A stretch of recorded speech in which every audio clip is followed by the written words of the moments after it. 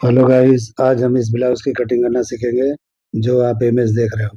ये डबल चोली cut blouse है। जिस तरह का दिख रहा है उस तरह का सेम कटिंग करके आपको दिखाएंगे किस तरह किया जाता है।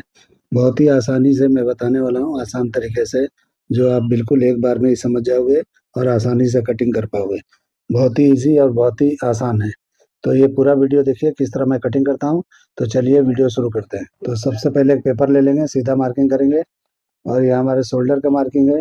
यहीं से हम लेंथ और डार्ट पॉइंट का लेंथ लेंगे। तो लेंथ देखिए 15 इंच है और डार्ट पॉइंट 10 इंच है। जितना मेजरमेंट है उतने पे ही लगाएंगे, यानी कुछ भी कम ज़्यादा नहीं करना है। उसी पे लगाना है जो भी हमने मेजरमेंट बॉडी से लिया है। अभी दोनों निशानों को मैंने इस तरह बड़ा कर दिया। अब शोल्डर का निशान लगाएंगे तो शोल्डर 15 इंच है तो हाफ करके 7 हाफ पे निशान लगाना है। जिस तरह से मैं लगा रहा हूँ इस तरह से 7 हाफ पे ही लगाना है, यानी बॉडी का जो मेजरमेंट आपने लिया है उसी का हाफ करके लगाना है। और 1 इंच यहाँ पे शोल्डर को डाउन कर देना है, जैसे मैं कर रहा हूँ वैसे। और यहाँ पे 2.25 इंच का एक निशान लगाना है नेक की ब्रॉडिंग का। 2.25 पे, यानी कि 2, 3, 4 होता है, उतने पे लगाना है। इस तरह से लगा के और ये दोनों निशानों को हम इस तरह से मिला देंगे। बहुत लोग को 1.25 कुछ पता नहीं होता है, तो इसलिए जो है थोड़ा दिक्कत होता है। आजकल के जनरेशन लोग को ये 2.5 बोलते हैं, ढाई को 2.5 बोलते हैं, तो हम लोग नहीं बोलते हैं। तो इसलिए आप लोग को दिक्कत होता होगा। तो ऐसा समझ के आप लोग ले लेना, नहीं समझ में आएगा तो किसी से पता कर लेना। ठीक है, अभी आर्मोल का लेंथ मैंने निकाला 7 इंच पे, और वहीं पे अपर चेस्ट नापेंगे। तो अपर चेस्ट जितना भी है उसको 4 से डिवाइड करना है और निशान लगाना है। तो 35 है तो उसको 4 से मैंने डिवाइड किया और निशान लगाया, और आधा इंच बढ़ा के और निशान लगा लिया। तो इस तरह से ये निशान बढ़ा के लगा लेना है, आधा इंच। क्योंकि हम डार्ट वगैरह देते हैं प्रेसेस कट वगैरह का, तो ये उसमें जो है कवर हो जाता है, इसलिए ये दिया जाता है। अभी हम क्या करेंगे कि हमारे बस्ट का सेंटर निकालेंगे। तो बस्ट का सेंटर 10 से डिवाइड करना है फुल बस्ट को। तो जितना भी है उससे 1 पॉइंट कम पे आपको निशान लगा लेना है, जितना भी आपका होता है, यानी कि डिवाइड करके। तो उसके हिसाब से यहाँ पे 1 पॉइंट कम पे ही लगाना है, या बराबर पे भी लगाओगे तो चल जाएगा। और नीचे आके 0.25 इंच माइनस करना है, यानी 3, 4 इंच। तो इस तरह से आपका ये तीनों निशान लग गए। अब यहाँ पे शोल्डर माइनस करेंगे।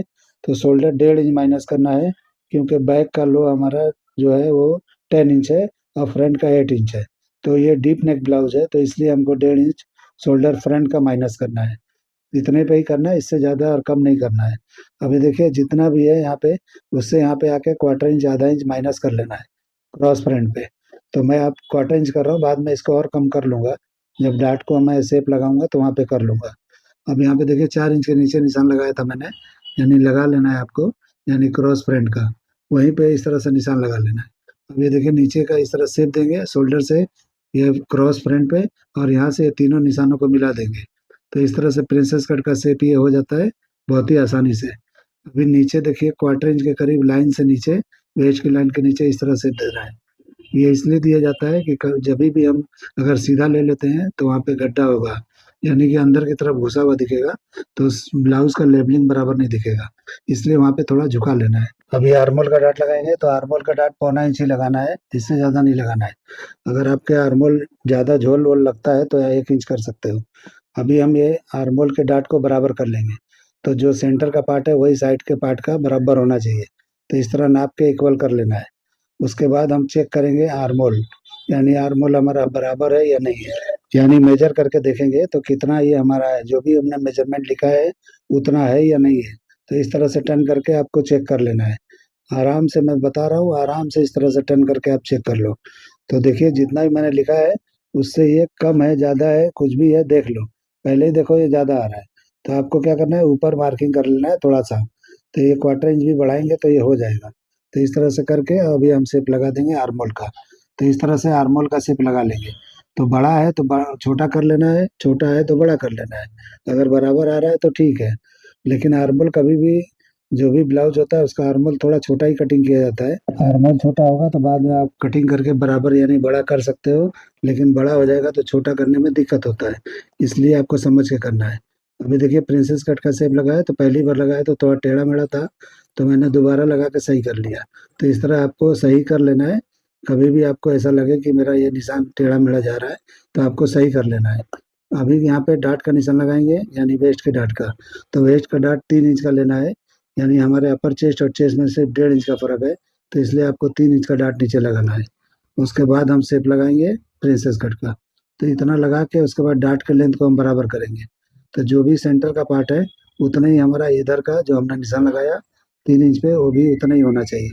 तो ये ऊपर जाता है, यानी जहाँ भी बराबर हो वहाँ पे निशान लगा लेना है, इस तरीके से जैसे मैं लगा रहा हूँ। तो इस तरह कर लेंगे तो जब ज्वाइन करेंगे तो इक्वल होगा, छोटा बड़ा नहीं होगा। अभी देखिए जितना भी सेंटर का पार्ट है उतना इधर माइनस करके, और जो भी वेस्ट है हमारा, यानी कि 4 से डिवाइड कर लेना है। 31 है तो जितना भी 4 से डिवाइड करने के बाद होता है तो उतने पे निशान आपको लगा लेना है। तो इस तरह से देखिए मैं लगा रहा हूँ, इस तरह से लगा लो 8.25 इंच पे, इस तरह से लगा लेना है, ठीक है। अभी नीचे से ये नापेंगे तो 1.5 इंच शॉर्ट होना चाहिए। 1.25 इंच भी आप कर सकते हो, लेकिन 1.5 इंच बराबर होता है। तो 1.5 इंच मैं कर रहा हूँ, 1.5 इंच आपको बता रहा हूँ मैं। आप 1.25 इंच भी कर सकते हो, 1 इंच मत करना, नहीं तो साइड झुका हुआ दिखेगा। मॉडल ने पहना है, देखो कितना स्ट्रेट दिखता है, वैसा स्ट्रेट दिखना चाहिए। तो इस हिसाब से मैं यहाँ पे शॉर्ट करता हूँ। तो इस तरीके से करके अभी हमारे वेस्ट की लाइन को बंद कर देंगे, और उसके बाद में साइड की लाइन को भी बंद कर देंगे। तो इस तरह से हमारा यहाँ तक खत्म हो गया। उसके बाद हम प्रिंसेस कट का शेप देंगे और नेक का निशान लगाएंगे, और सेम टू सेम ये कॉपी करके आपको दिखाएंगे, जो भी इमेज दिख रहा है कि किस तरह करेंगे तो ये बराबर होगा। ठीक है, तो इस तरह से आपको सेम टू सेम कॉपी करते जाना है। ध्यान से देखो किस तरह मैं कर रहा हूँ, इस तरह से कर लोगे आप भी कटिंग कर लोगे, कोई दिक्कत वाली बात नहीं है, बहुत ईजी है।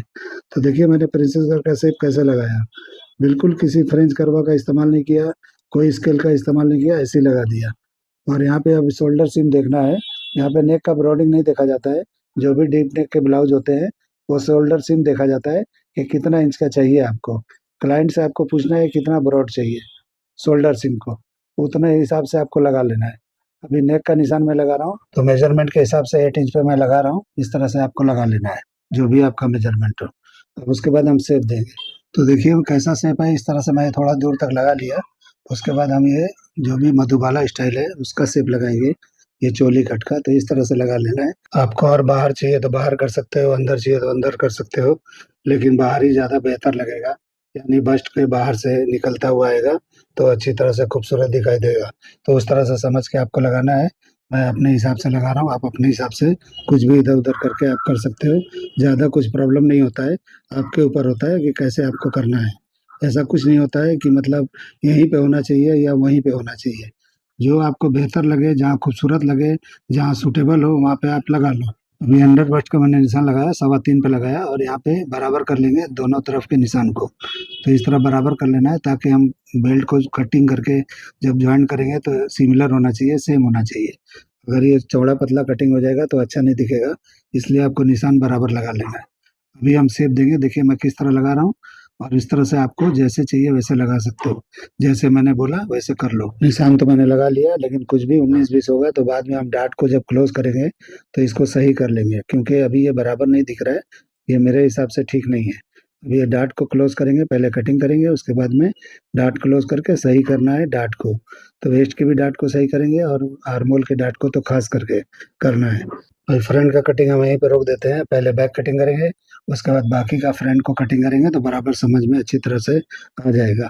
तो बहुत बाकी अभी प्रिंसेस कट में कटिंग करना है, ये डिजाइन कन्वर्ट करना है, लेकिन पहले बैक को कटिंग कर लेंगे।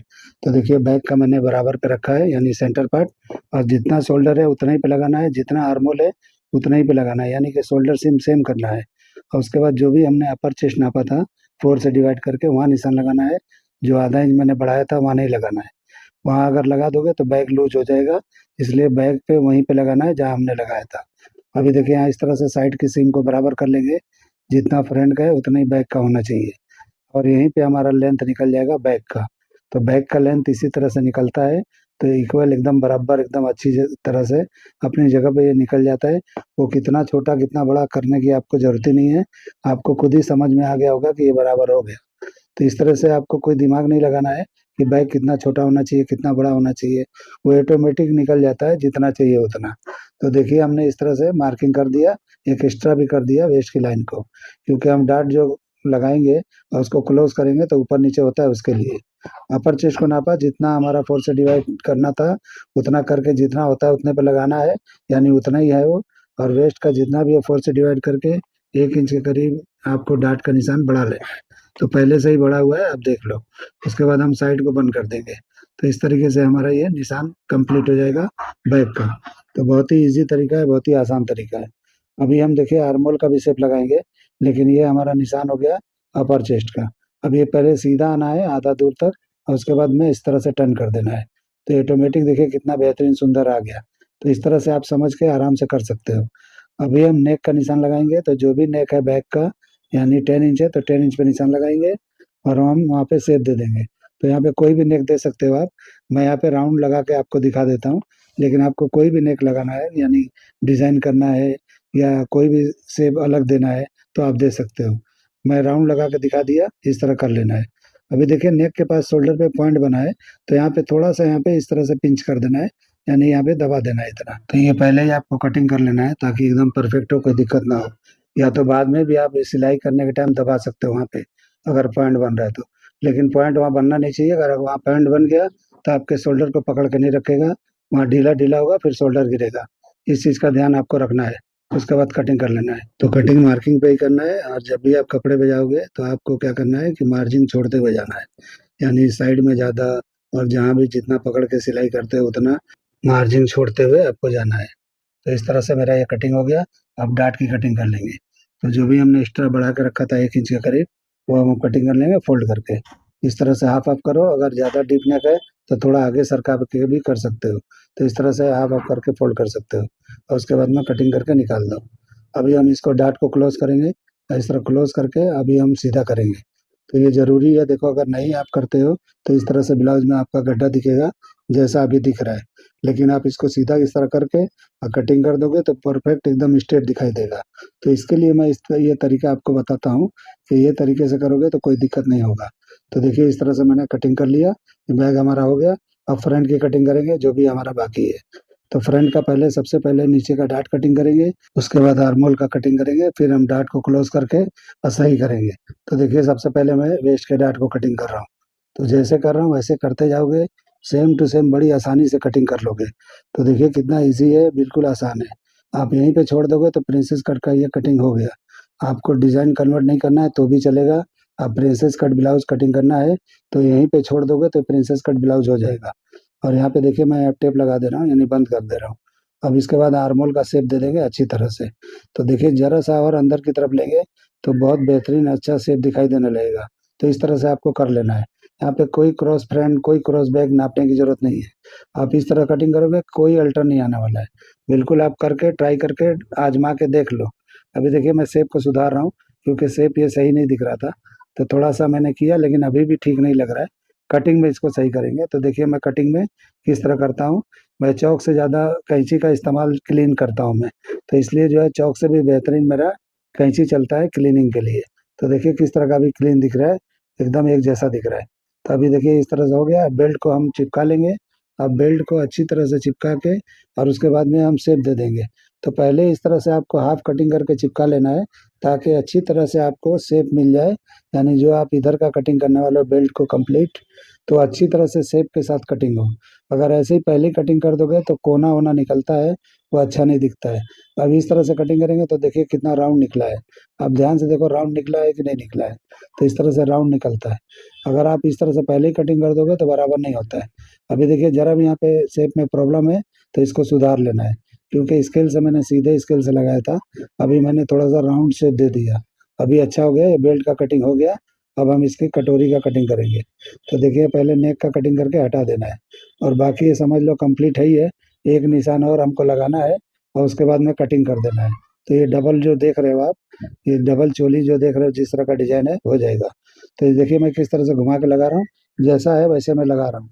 तो ये डिफिकल्ट तो दिख ही रहा है, आपको दिखता ही होगा, लेकिन इस तरह से कर लोगे तो बराबर हो जाएगा। तो देखिए मैंने इस तरह से घुमा के लगा लिया है, और नीचे वाले डाट को क्लोज कर देंगे तो बराबर हो जाएगा। तो देखिए ऊपर टेप लगा देंगे ताकि ये खुले नहीं, और उसके बाद हम कटिंग करके आपको दिखा देंगे। तो देखिए किस तरह से मैंने लगाया है। तो जैसा इमेज है वैसा सेम है, उस तरह से आप लगा के कटिंग करके देख लो। तो देखिए इस तरह से कटिंग हुआ, और इस तरह से नीचे का पार्ट हम जॉइन करेंगे, ऊपर का ये बराबर उतना ही रहेगा जितना है वो परफेक्ट है। इसको ज्वाइन कर देंगे, तो ये डाट को क्लोज कर देंगे। तो ये हमारा इस तरह का एक पार्ट निकलेगा। ये डबल कटोरी जो स्टाइल आप देख रहे हो सेम टू सेम हो जाएगा। मधुबाला स्टाइल समझो या चोली कट ब्लाउज समझो या कटोरी ब्लाउज समझो, जो भी समझना है समझो। मुझे ये सब नहीं आता है, मुझे यही आता है कि जो इमेज है उसको मैं सेम कर देता हूँ। ये कौन सा कट है क्या है मुझे पता नहीं होता है। अभी देखिए यहाँ पे इसको कॉपी करता हूँ ताकि आपको बराबर अच्छी तरह से दिखाई दे, मतलब कि ये हम जब रखेंगे तो आपको अलग अलग दिखाई देगा। कलर तो अच्छा दिखेगा, क्योंकि एक ही कलर का अच्छा नहीं दिखेगा।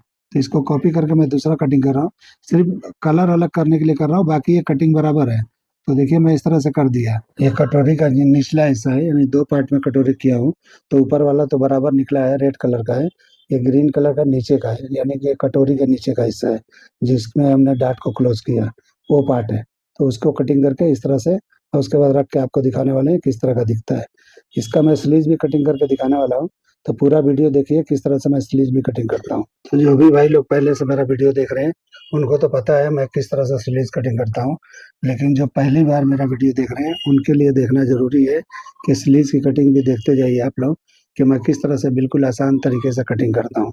बहुत ही इजी तरीका होता है मेरा स्लीव कटिंग करने का या ब्लाउज कटिंग करने का। ये भी देख लीजिए, कटोरी का मैंने इस तरह से कटिंग किया है।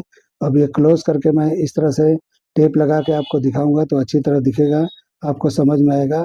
अभी मैं इसे खोल के दिखाऊंगा तो इसलिए नहीं समझ में आएगा, क्योंकि ये जो भी शेप कटा होता है एक दूसरे पे चढ़ जाता है, बेल्ट के अंदर जो वो अंदर का शेप है वो उसमें बैठेगा ही नहीं, ये फैल जाएगा। तो इसलिए मैंने इस तरह क्लोज कर दिया।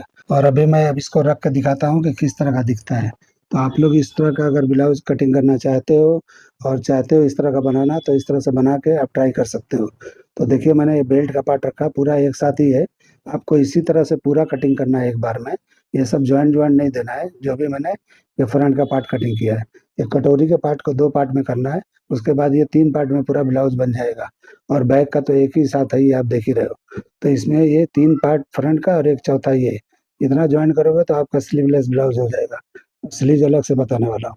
तो देखिए अभी इस तरह से ज्वाइन करेंगे वहाँ पे, तो और पफ बनेगा यहाँ पे कटोरी में, यानी पूरे ब्लाउज में बेहतरीन पफ के साथ बनेगा। यानी सिर्फ कटोरी में ही नहीं पफ होगा, इसके थोड़े से बाहर तक के पफ आएगा। तो इस तरह से आप कटिंग करके ट्राई करके देख लेना। तो देखिए अभी मैंने ये कटिंग कर लिया, अब आर्मोल नापेंगे। तो आर्मोल जितना होगा उसके हिसाब से मैं स्लीव कटिंग करके दिखाऊंगा। तो आर्मोल चेक करो, ये देखिए फ्रंट का 8.25 आया है। अब बैक का चेक करेंगे, यानी जो भी मेजरमेंट आप देख रहे हो उसके हिसाब से बराबर है कि नहीं, पहले वो चेक करेंगे। तो यहाँ पे रख के माइनस करेंगे उतना 8.25 इंच पे, और उसके बाद में इस तरह से घुमा के देखेंगे। तो देखिए 17.15 इंच आया है, यानी कि 16.5 ही है, तो एक सूच ज़्यादा है। तो इस तरीके से हमारा बराबर ही निकला है, कुछ कम नहीं है कुछ ज़्यादा नहीं है। अब हम स्लीव्स की कटिंग करेंगे, तो फोल्ड किया मैंने, इस तरह फोल्ड कर लेना है। और जितना भी लेंथ है आपका, तो 10 इंच मैं नाप रहा हूँ। तो 10 इंच का हो 11 हो जो भी हो, आप इस तरह से रख लो। ये देखिए कि यहाँ पे एक निशान लगाना है। और उसके बाद में आपने बाइसेप नापा है, तो बाइसेप नापना जरूरी है। अगर आप नापे हो तो बराबर है, तो बाइसेप का आधा करके निशान लगाना है। तो 12.5 या 13 इंच होगा तो इतने पे निशान लगा लेना है। और नीचे जो भी बॉटम होगा 10 इंच का, उस पे लगा लेना है। मैं अपने हिसाब से बता रहा हूँ, आपका जो भी होगा लगा लेना। तो इस तरह से 3 निशान लग गए। अब यहाँ बाइसेप वाले निशान को थोड़ा सा बड़ा कर लेंगे, लाइन को थोड़ा लंबा कर लेंगे। ये सीधा करना है, बिल्कुल सीधा लाइन लगाना है। यहाँ पे टेढ़ा मेढ़ा नहीं करना है, सीधा लाइन लगाना है। जो भी आपने नापा है वहां से 6.5 या 6.75 जो भी आपने लिया है, 6.25 उतने पे निशान लगा लेना है। और उसके बाद में जो भी आपका आर्मोल है उससे एक पॉइंट बढ़ा के यहाँ पे लगा लोगे, तो ये 1/4 इंच आधा इंच बढ़ा के लगाना है। यानी आर्मोल के फ्रंट के आर्मोल से बड़ा होना चाहिए कम से कम आधा इंच।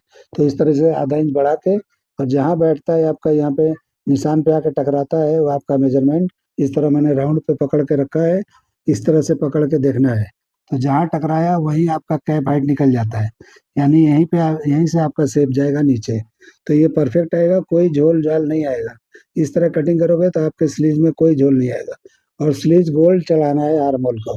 आप लोग चढ़ाते हो साइड पहले, बाद में मारते हो, पहले स्लीव चढ़ाते हो, ऐसा नहीं होना चाहिए। कभी भी स्लीव का साइड मारो और ब्लाउज का साइड मारो, उसके बाद स्लीव चढ़ाओ।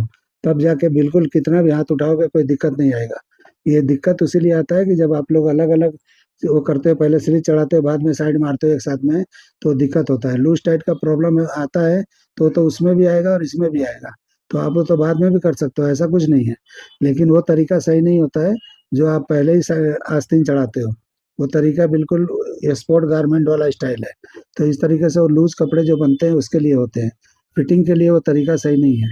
तो इस तरीके से देखिए मैं निशान को थोड़ा बड़ा कर दे रहा हूँ ताकि क्लीन दिखाई दे। अगर आप लोग को ये मेरा कटिंग करने का तरीका, ये आइडिया पसंद आया है तो मेरे चैनल को लाइक करो, सब्सक्राइब करो और दोस्तों में शेयर जरूर करो। उम्मीद करता हूँ वीडियो आपको पसंद आया होगा। चलिए वीडियो एंड करते हैं। अल्लाह हाफिज।